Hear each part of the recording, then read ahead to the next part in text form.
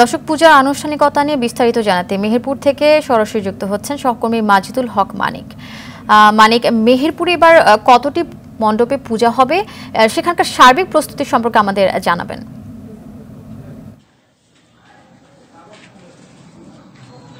জি, আমরা যে সার্বিক প্রস্তুতির যে বিষয়টা দেখেছি যে পূজা মণ্ডপের যে প্রতিমা যে নির্মাণের যে কাজ, গড়ার যে কাজ, সেই কাজটা কিন্তু শেষ হয়েছে।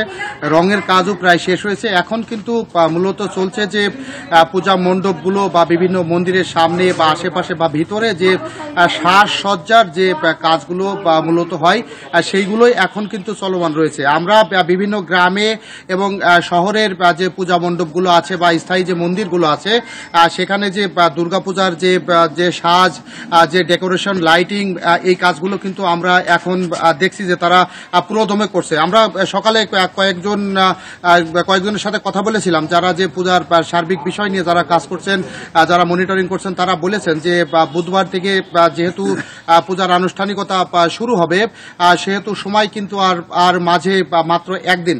তো সেই কারণে তারা এখন পুরোদমে কাজ করে যে পূজা শুরুর আগেই তারা যে তাদের যে নান্দনিক যে সাজসজ্জায় তারা এখানে সাজিয়ে তোলেন, তাদের ফুটিয়ে তোলেন তাদের মন্দির এবং যে মূর্তিগুলো, সেই বিষয়টা কিন্তু নিয়ে তারা মূলত বেশি ব্যস্ত আছেন এবং তারা আশা করছেন যে এবার তারা খুব বুধবারের আগেই তারা তাদের প্রয়োজনীয় সাজসজ্জা এবং অন্যান্য কাজ তারা সেরে নিতে পারবেন। এছাড়াও আর অন্যান্য সাজসজ্জার মধ্যে আমরা যেটা দেখেছি যে হিন্দু ধর্মের মানুষের মধ্যে কিন্তু যে দুর্গা উৎসব তাদের ধর্মীয় সবচেয়ে বড় উৎসব, সেই উৎসব তারা উদযাপনের জন্য তাদেরও কিন্তু অনেক ব্যস্ততা বেড়েছে এবং তাদের যে পোশাক বা খাবার দাবার।